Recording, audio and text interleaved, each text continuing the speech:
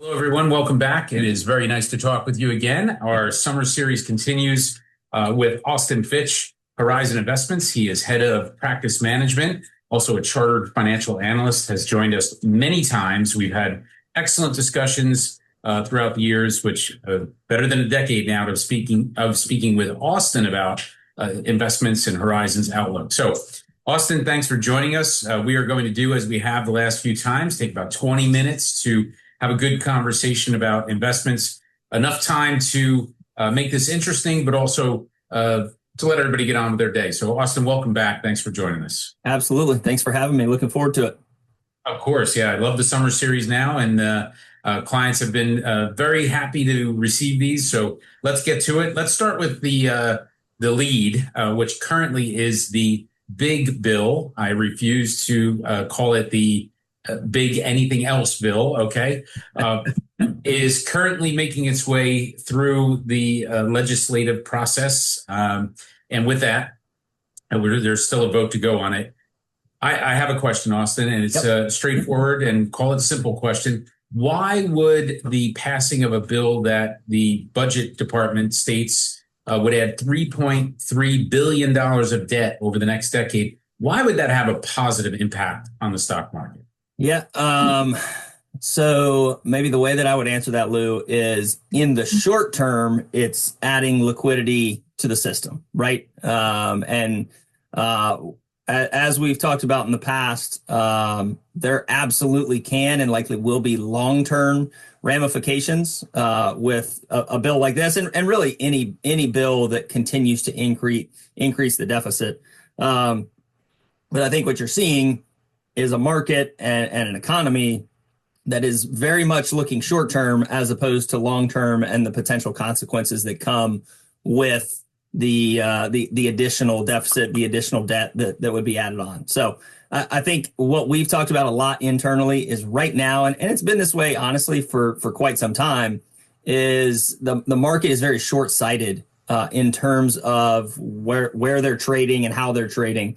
And what that means is, again, at some point, we're going to end up paying the piper. The market is basically making the bet, or making the case, if you will, that it's not going to be this year. It's not going to be in the immediate future. And because of that, the added liquidity actually is going to be a positive from a market standpoint in the short term.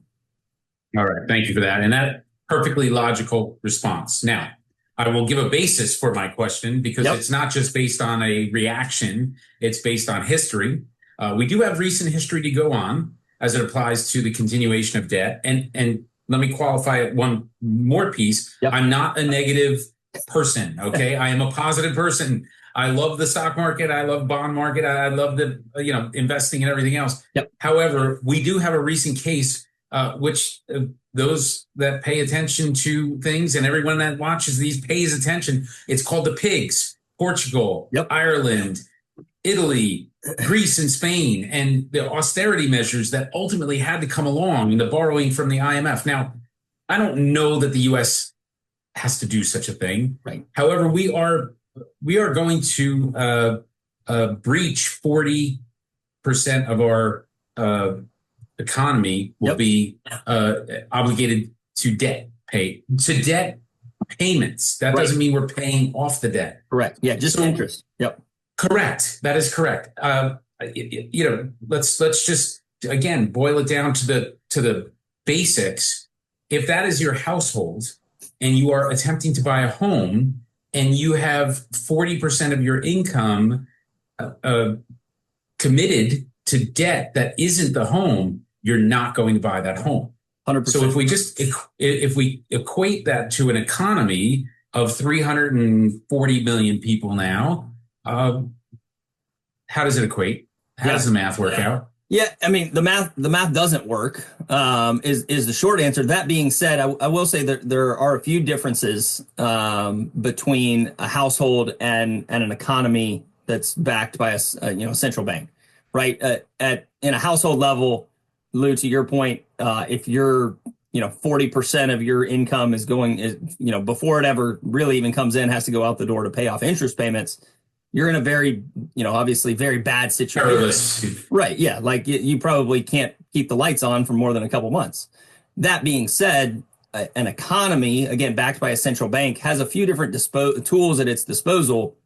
Now, eventually, if the central bank has to pull on those tools, right? If they add, if they refinance debt, or if they add, currency into the system, or devalue the currency, like there's a lot of things they can do that actually kind of keeps the wheels turning to some extent.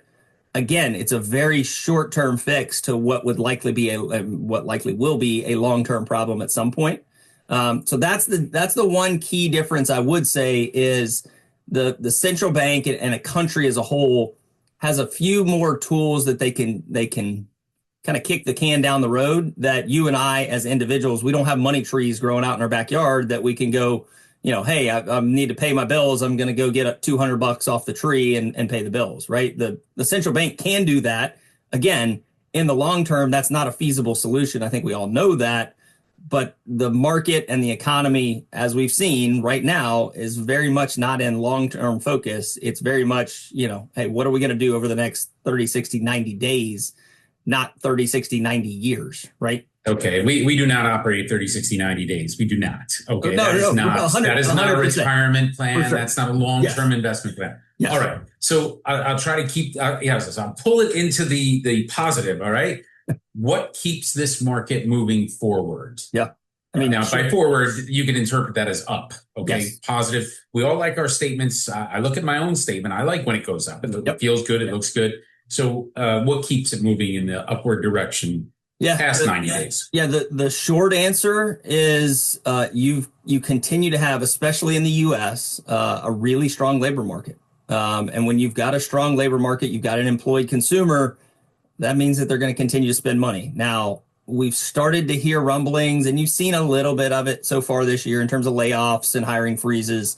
That is the one thing I would tell you that we're watching most closely at Horizon is if the labor market starts to crack or starts to break, that's when you've got trouble. But as long as you've got an employed consumer that's, bringing money in, again, is it going to be that way for the next 5 years? I'm not going to make that call today, but what you're looking at for the next, let's even call it 12 to 18 months, is you've got a consumer that's actually in a really strong position from a personal balance sheet standpoint. And part of that is because, actually, you can make a lot of that is because they remain employed, right? And that's a lot of that has to do with the fact that coming out of COVID, businesses are a lot more afraid to let people go. You've got this dynamic in the workplace where we all, as a labor market, paid for letting people go and then being unable to hire them back. And basically, you handed the power of the labor market into the hands of the worker. And I think companies are very afraid to do that right now. And because of that, you've got a consumer that, in essence, is a worker that remains employed, and it puts them in a decent spot. They're liquid, and I've said it before during our discussions. We're Americans, and we like our stuff. I mean, it is no exaggeration. So, take it back to that simplification of the household debt. Yep. We also like to spend. Oh, we spend. Yes. We literally drive the world's economy with the amount that we spend. Yep. I would even say I'm proud of that. Okay, I'm serious. It's kind of fun. So So that keeps it moving forward now. I promised I would put it this way just because it would be amusing. There are threats currently that Jerome Powell is going to get a babysitter at the Fed. And it is, again, it is frustrating to watch and to listen to, because history shows it is appropriate to have politics separated from your central bank. Right. Your central bank needs to act as they believe is correct. And even if any politician or politicians believe they're incorrect, it is still up to this committee of 12 to look at data, apply that data logically, and say, this is how we believe we need to move forward. So now that data is actually in conflict to a degree with the continued strong labor, or the softening of the labor market.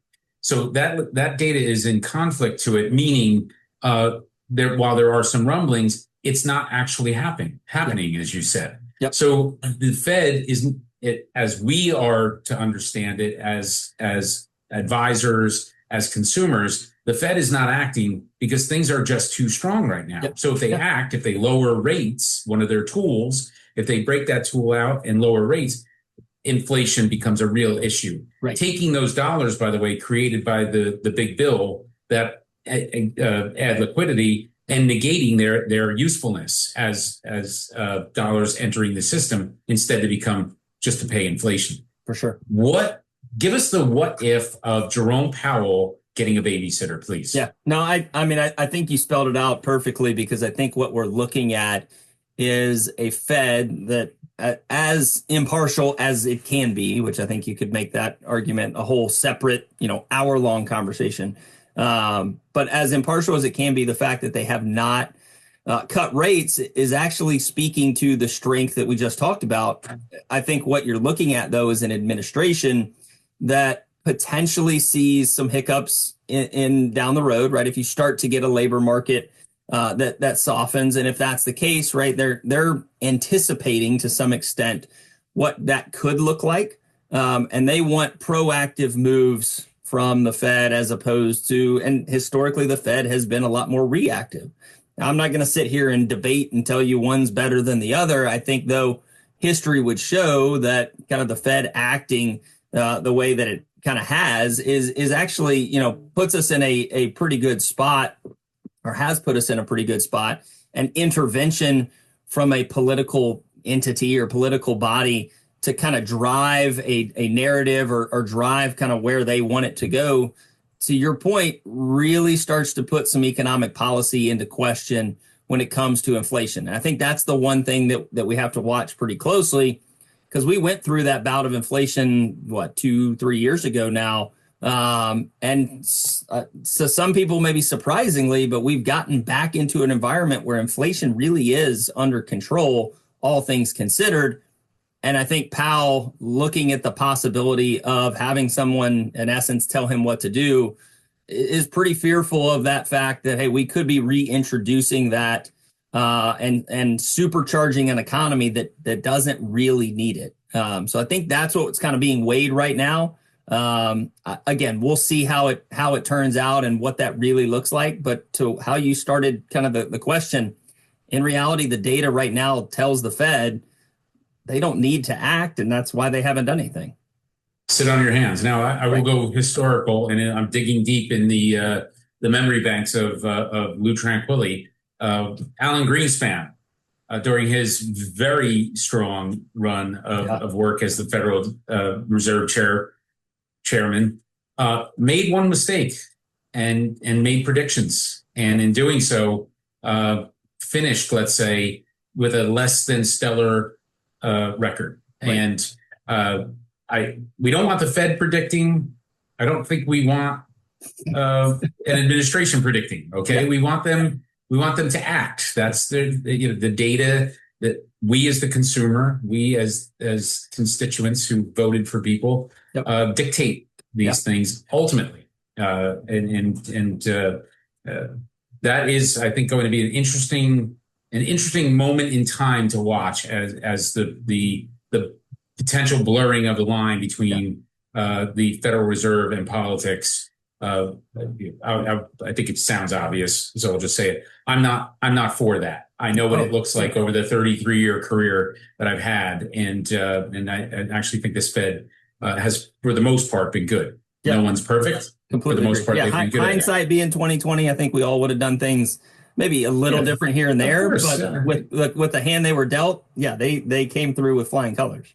It cannot be overstated the impact the COVID shutdown had on the Fed's policies and their direction, and obviously the politicians' policies and directions to keep it fair to both sides. 2025 outlook. Now, this is our summer series. We're talking early in July. How's this? For a moment, let's go short term. Let's stick with this 60-90 through the summer into the fall. How are the analysts at Horizon viewing this market? What pockets, let's say, of interest do they have investment wise? Yeah, I mean, I would say Kind of the short answer to that is we remain kind of cautiously optimistic as we sit here, kind of heading into the back half of the summer months, especially with a lot of what we've seen so far this year. And I think a lot of people forget, right, that just 3 months ago, we were in the depths of a pretty severe, I guess we were coming into the depths of a pretty severe market pullback because of kind of the trade conversation. And I say cautiously optimistic because I think a lot of things that people forget about is that the trade conversation, the tariff conversation is by no means solved. And I think that's something that has been generally overlooked from a market perspective. It's baked in the fact that there are going to be no issues from a tariff standpoint long term. And again, I think we can absolutely get there. And I would tell you at Horizon, we've made kind of the research to show, can we get there? Absolutely. Is it a guarantee? No chance at all. Right. And I think that's where I think we're looking to say, if you start to see things break down, and we all know that can change kind of overnight with the current administration, which is different from a political standpoint than typically what we're used to in the past. But if that's the case, you could get a bout of volatility tomorrow. You could get a bout of volatility next week, next month. And I think that's the thing that we're watching kind of most closely in the short term, with the belief that behind the scenes, if we're able to get that tariff conversation, trade conversation kind of ironed out, that we're probably in a pretty good spot. That maybe segues into a little bit of a longer term. Think of it through the end of the year. Again, I think it's highly dependent on the tariff conversation. Like we got to make sure that continues to go in a smooth fashion as opposed to a chaotic fashion like we saw 3 months ago. But the other piece is like we said earlier, watching the consumer and watching the labor market. Like those are the two things we think are pretty strong right now. We think there are no signs that are suggesting that there's a massive break in the system at any point the remainder of 2025 as we sit here today.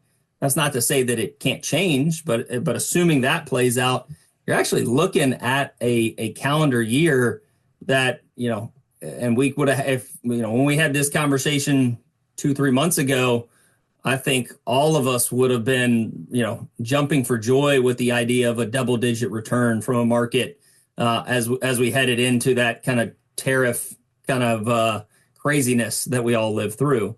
I think now, realistically, you're looking at a market that could be up 15 to 20% in a calendar year, which is, again, is pretty wild to think about given where we've been so far this year.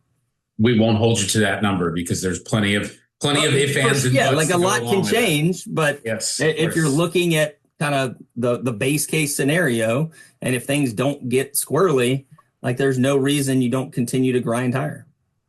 Okay, well, I appreciate that, Austin. Of course, we asked, you answered. We are going to leave it right there. Again, I welcome everyone's feedback. I always appreciate Austin joining us for a few minutes as part of our summer series. And of course, we'll do it again in the fall, correct? Absolutely. Let's do it. Thank you so much. And we will talk to you again. Awesome. Thanks. All right.